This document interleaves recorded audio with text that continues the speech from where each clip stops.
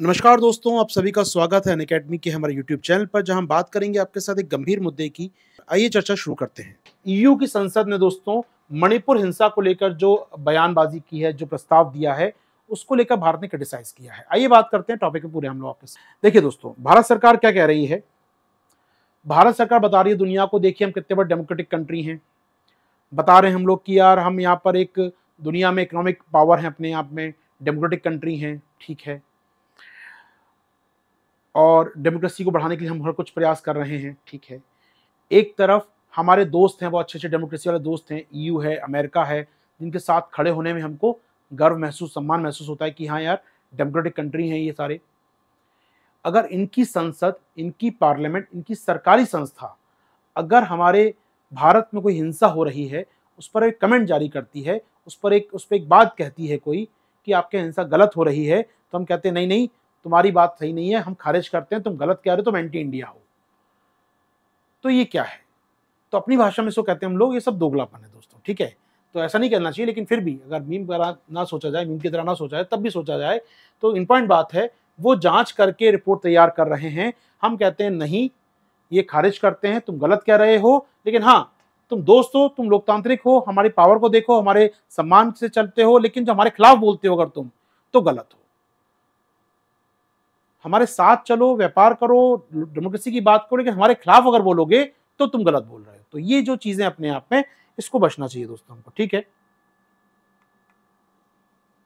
अभी हुआ क्या दोस्तों, अभी हाल ही में यूरोपियन यूनियन ने क्या किया दोस्तों, ईयू ने क्या किया, ईयू ने एक प्रस्ताव पास किया, एक रेजोल्यूशन पास किया अपने यहाँ पर, और मणिपुर में जो हिंसा हो रही है पिछले 2 महीने से, उसको लेकर उन्होंने कहा कि गलत हिंसा हो रही है, धार्मिक हिंसा हो रही है। उन्होंने कहा कि हिंसा को रोका जाना चाहिए। उनका मानना है कि स्टेट गवर्नमेंट इसको बढ़ावा दे रही है। 3-4 बातें कही जो हमको गलत लगी। हमने उसको रिप्लाई किया, हमने कहा भैया अपनी औपनिवेशिक मानसिकता को बंद करो, अपनी ये कॉलोनियल माइंडसेट है तुम लोगों का, उसको बंद करो कि गरीब देश में कुछ भी हो रहा है तो तुम बोलना चालू करते हो। यार अपने देश को देखो एक बार, वहां देखो वो नस्ली हिंसा हो रही है, वहां ब्रिटेन में देखो खालिस्तान की मांग हो रही है, वहां इटली में देखो नस्ली हमले हो रहे हैं, वहां पोलैंड में देखो हंगामा हो रहा है।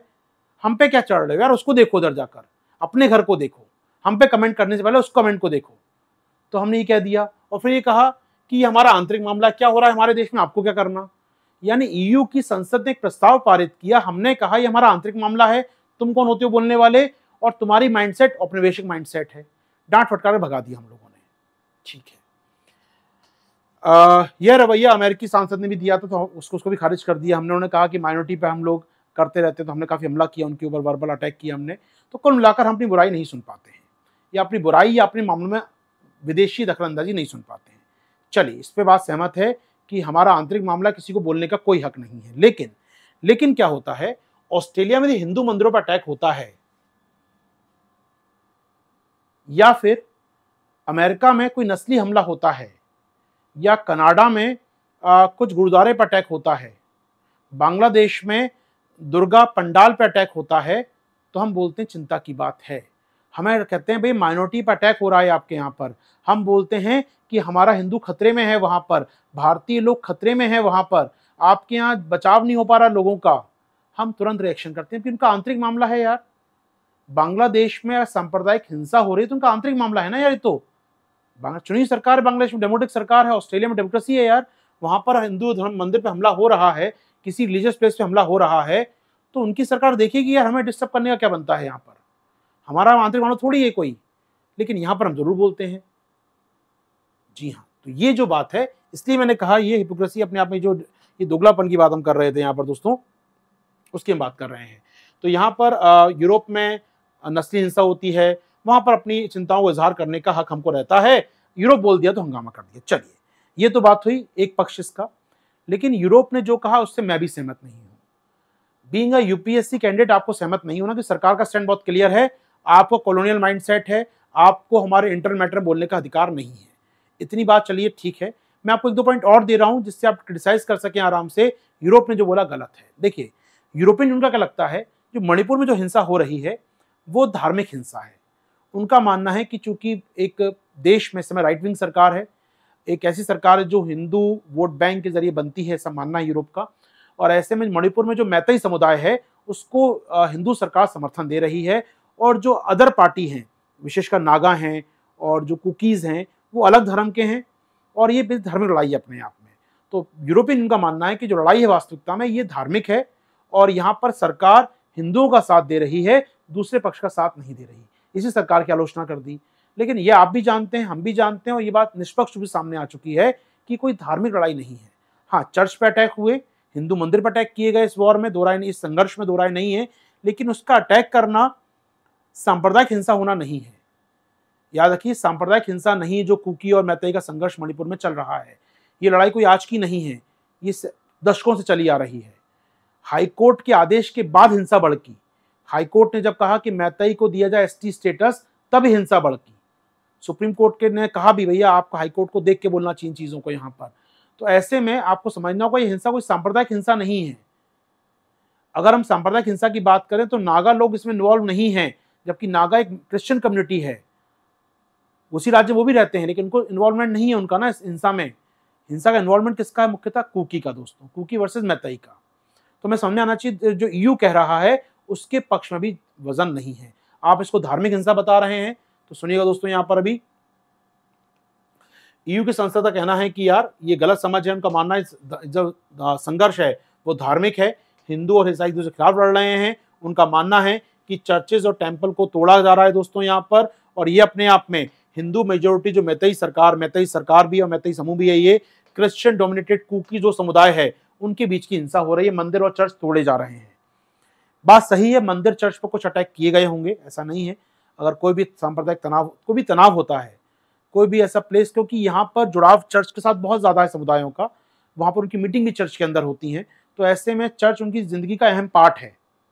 ऐसे में जो लीडर अगर बोलता भी है कोई जाकर समुदाय का व्यक्ति, तो चर्च में आमतौर पर वो मीटिंग बोलते हैं। तो बात सही है कि हो सकता है अटैक हुआ हो, मैं इस पर कोई प्रमाणित नहीं कर रहा हूँ अटैक हुए हैं क्या नहीं, लेकिन हुआ भी है तो वो एक हिंसा का पार्ट है, सांप्रदायिक हिंसा का पार्ट नहीं है। ये को समझना होगा दोस्तों। जी हाँ, मणिपुर हाईकोर्ट ने जो कहा उससे हिंसा फैली हमारे यहाँ पर, जिसको चीफ जस्टिस ऑफ इंडिया ने भी क्या कहा, उन्होंने कहा यार कि यार ये जो है ना नहीं होना चाहिए। तो उनका मानना है ये एररनियस ऑर्डर था। चीफ जस्टिस ऑफ इंडिया ने भी कहा कि यार ये त्रुटिपूर्ण आदेश था जो हाईकोर्ट ने दिया, जिसका पूरा राज्य जल रहा है पिछले 2 महीने से आपका। जी हाँ, तो इंपॉर्टेंट समझना होगा, ये आदेश कोई धार्मिक सांप्रदायिक नहीं है, हाईकोर्ट का आदेश था, जुडिशियल बॉडी का आदेश था। ठीक है, तो ये कहना कि यार ये आदेश इंपॉर्टेंट बात है कि सांप्रदायिक है, तो आप ईयू के साथ खड़े नहीं हो सकते। हाँ, उनको आंतरिक मामले बोलने का अधिकार है हमारे। यार देखो होता क्या है ना, जब इतने बड़े स्केल वायलेंस होता है, इतने बड़े स्केल पे हिंसा हो रही है, सैकड़ों लोग मारे जा चुके हैं, हजारों से लाखों लोग विस्थापित हुए हैं, सेटलमेंट हुए हैं, 2 राष्ट्र इन्वॉल्व हैं। अभी यहाँ पर भारत सरकार ने आदेश जारी कर दिया कि जो म्यांमार से भक्के लोग आए हैं उनके आईडी चेक किए जाएं यहाँ पर। यानी 2 देश इन्वॉल्व है, अंतर्राष्ट्रीयकरण हो चुका मुद्दे का। आपने मुद्दे का अंतर्राष्ट्रीयकरण कर दिया, आप बार बार कह रहे हैं कि म्यांमार के लोग आए, ये लोग हिंसा कर रहे हैं। मणिपुर के सीएम बार बार कह रहे हैं कि म्यांमार के लोग हैं, ये हिंसा कर रहे हैं यहाँ पर आके, कुकी के समुदाय के लोग हिंसा कर रहे हैं यहाँ पर आके, जो समुदाय के लोग हिंसा कर रहे हैं यहाँ पर आके। चूंकि आपने नाम लिया म्यांमार का, तो यहाँ पर म्यांमार और भारत का रिश्ता आ गया संबंध में, और ये मुद्दे का अंतर्राष्ट्रीयकरण हो गया तुरंत। अब ईयू की संसद कुछ बोले या कोई कुछ बोले, आप मना नहीं कर पाएंगे। आप ये नहीं बोल सकते हमारा इंटरनल मैटर है, क्योंकि अब म्यांमार का नाम तो आप ले रहे हैं बार बार यहाँ पर, म्यांमार के समूह का नाम तो आपने लिया बार बार यहाँ पर, तो इंटरनल मैटर नहीं रह जाता। अगर पाकिस्तान से आतंकवादी भारत में घुसते हैं तो फिर आपका आंतरिक मामला नहीं रहता कि पाकिस्तान के आतंकी घुसे, आप कुछ ना करें। आतंकी घुसेंगे, आप दुनिया भर से कहलवाते हैं कि पाकिस्तान आतंकी देश है, आप फिर नहीं कहते आंतरिक मामला है मेरा। घटना तो वही है, यहाँ भी मणिपुर के सीएम कह रहे हैं कि वहां से आतंकवादी घुसाए हैं, शो कॉज मैं बोल रहा हूँ, टेररिस्ट बोला तो उन्होंने कुकीज को, आतंकवादी घुसाए हमारे देश में जो हिंसा कर रहे हैं। तो कहाँ इंटरनल मैटर बचा फिर आपका? तो ये आपकी सुविधा के लिए आप इंटरनल मैटर बोल देते हैं, और सुविधा के लिए आप इसको अंतर्राष्ट्रीयकरण कर देते हैं। तो समझना होगा, तो भारत सरकार के साथ आप खड़े हो ना खड़े हो, लेकिन आपको स्टैंड लेना होगा यहाँ पर। चूंकि आंतरिक मामला है हमारा मैतेई कुकी विवाद, इसमें बोलने का अधिकार नहीं है ईयू को, बात ठीक है, लेकिन चूंकि अंतर्राष्ट्रीय समुदाय भी शामिल है इसके अंदर, विशेषकर म्यांमार के समुदाय भी शामिल हैं, इसलिए ईयू की चिंता स्वाभाविक है। ठीक है, लेकिन ईयू का जो तर्क है कि धार्मिक हिंसा है, ये उनका कॉलोनियल माइंडसेट है। उन्होंने लड़ाते हुए आए हैं हमको धर्म के नाम पर, तो उनका ये हिंसा दिमाग चलता है कि लड़ाई भी धार्मिक है। लड़ाई धार्मिक नहीं है, वहां की सोशियो इकोनॉमिक लड़ाई है ये, जो एक वायलेंस में कन्वर्ट हो गई है। समझे आपका स्टैंड क्या होगा इस पूरे मुद्दे पर दोस्तों? उम्मीद कर रहा हूं आपका स्टैंड क्लियर होगा यहाँ पर। तो ईयू का जो प्रस्ताव वो गलत अर्थ निकालता है, धार्मिक टकराव नहीं है ये किसी प्रकार से रिलीजियस डिस्कॉर्ड नहीं है, ये केवल एक और एक सोशल इकोनॉमिक डिस्कॉर्ड है दोस्तों। जी हाँ, उम्मीद कर रहा हूं ये आर्टिकल आपके लिए क्लियर होगा दोस्तों। ये थी पूरी चर्चा दोस्तों, उम्मीद करता हूं पसंद आई होगी। प्लीज लाइक शेयर कमेंट जरूर करें, और अगर अनअकैडमी कोर्स ज्वाइन करना चाहते हैं आप प्लस क्लास पे, जहां मेरे साइंस टेक, इकोनॉमी और करंट अफेयर्स के बैच चल रहे हैं, आप जुड़ सकते हैं मेरे साथ। मेरा कोड है आशीर्वाद 360, यूज करें, ज्वाइन करें प्लस कोर्सेज, जहां हेवी डिस्काउंट भी इस समय चल रहा है। थैंक यू, शुक्रिया, जय हिंद।